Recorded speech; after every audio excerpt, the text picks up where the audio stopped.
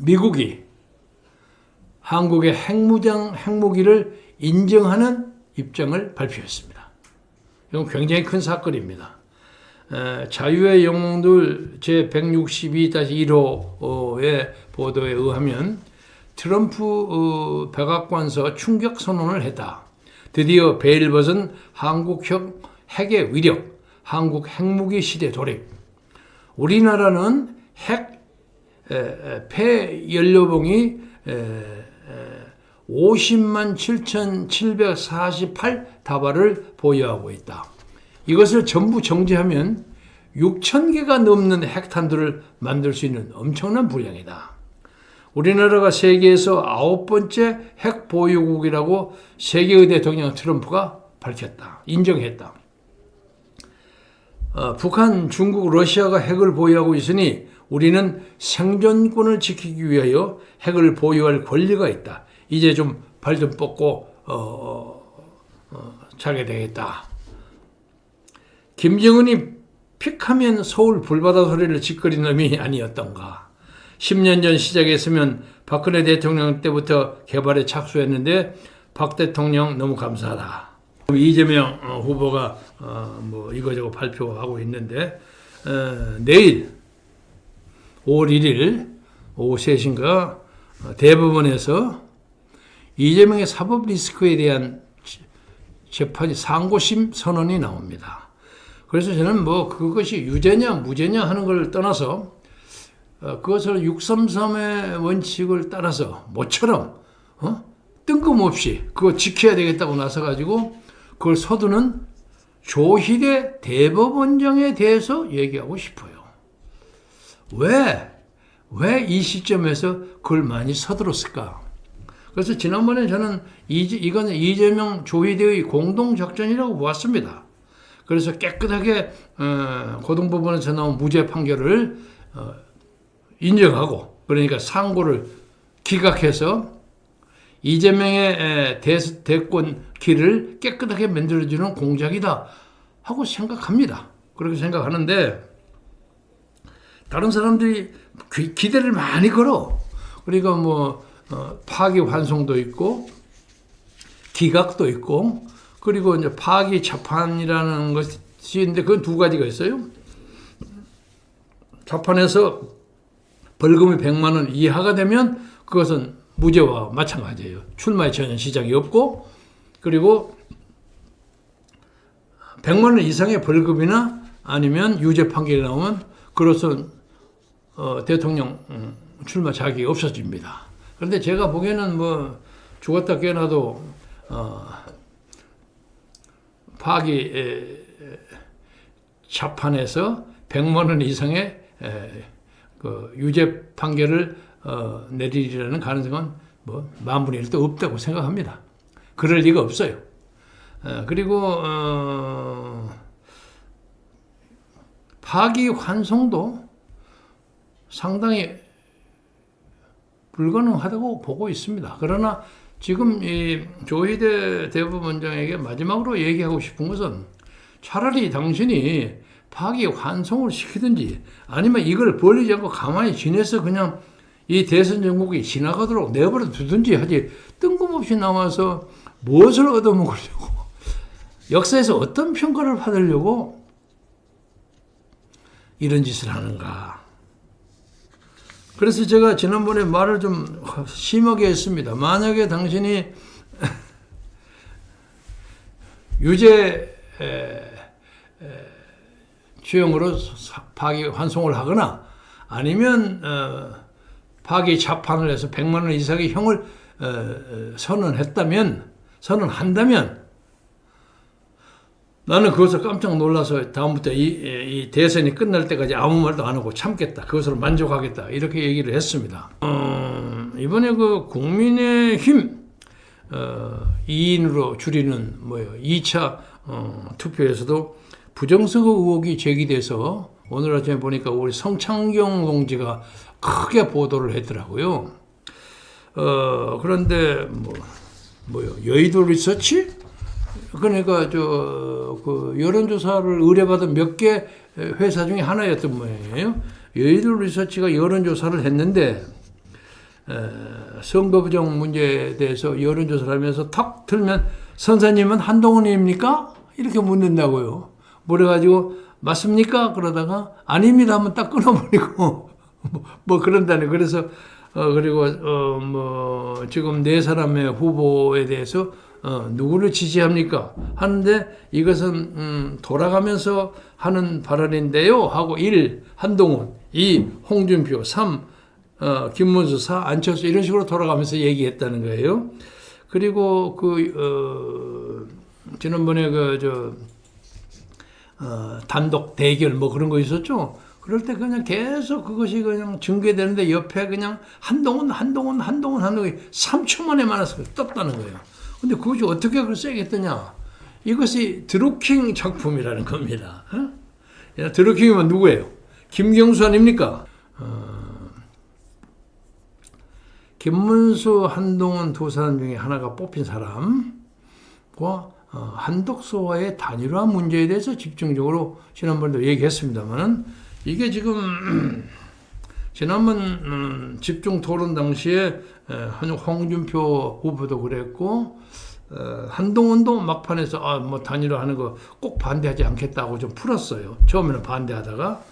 그런데 지금 현재로 봐서는 만약에 한동훈이가 파이널 승자가 될 경우에는 한덕수하고 단일화하는데 대해서 주저하거나 유보하는 태도를 취할 가능성이 현재로서는 꽤 많아 보입니다.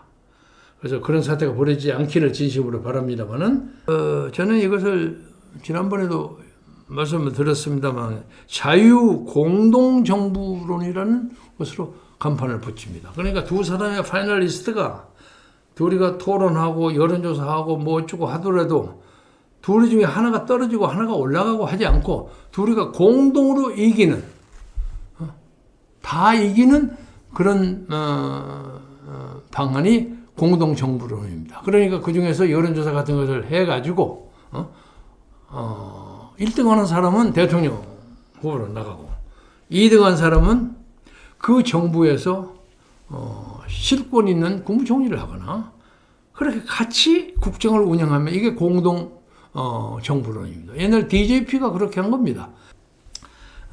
그런 식으로 하면 모든 사람이 all winners 다 승자가 됩니다. 한덕수와 김문수 두 사람이 소위 이제 제가 DMP라고 만들었어요. DMP라고 만들었습니다. 그러니까 덕수와 문수와 하는 플랜 DMP라고 만들었는데 DJP가 아니고 이 사람들이 이제 해야 할 일은 빅 텐트를 만들어야 돼요. 그러니까 이재명 쪽으로 가지 않게 되는 다른 일반 중도표 다 이쪽으로 모아야 하는데 그 중에서 이제 중요한 것이 뭐 새미래민주당인가 간판을 걸고 있는 전 국무총리 출신 이낙연 엊그제 출마 선언을 했습니다. 저도 개인적으로 잘하는 형이야 동생이 하는 사람입니다. 그 사람도 적어도 이재명의 민주당은 말이 안 된다. 그런 입장이야. 그 사람도 빅텐트에 끌어와야 합니다. 그리고 개인적으로 제가 이 사람은 자신이 없습니다. 저는 이준석은 일면식이 없는 사람인데 준석도 나름대로 5, 6, 7%의 여론조사가 나오기 때문에 그것도 모아야 합니다. 그리고 그에게 적당한 빅텐트에서 적당한 예우를 다 해줘야 하는 거예요. 그리고 예우를 해주고 이렇게 합의하는 게 절대 선거법 위반이 아니옵시다. 할 수 있어요. 그리고 또 하나 그 중에서 문제가 되는 것이 정광훈 목사팀입니다. 자유통일당. 자유통일당의 정광훈 목사는 저하고도 인연과 악연이 겹쳐 있는 사람입니다만 아무튼 그가 탄핵 반대 운동을 하고 민주화 운동을 하기 위해서 저 광화문이라는 저 대한민국 수도 한복판에서 수년 동안을 비가 오나 바람이 부나 꾸준하게 그 거대한 집회를 끌어온 그 능력만은 우리가 인정해야 합니다. 이제 그 다음에 이제 아까 한덕수와 김문수 둘을 가지고 예를 들었는데 둘 중에서 이제 어떻게 단일화를 뽑느냐 하는 문제가 있습니다. 그러니까 몇 번의 토론을 해서 여론조사로 결정하느냐? 그래서 1등은 뭐 대통령하고 2등은 책임 총리하고. 그런데 만약에 이것이 경력상으로 봐서 한덕수가 그냥 나와서 1등을 하고 김문수 대표는 이제 뭐 장관도 하고 국회의원도 3번 하고 경기지사 2번 하고 했으니까 경력에 있어서는 한덕수에게 전혀 떨어지지 않습니다.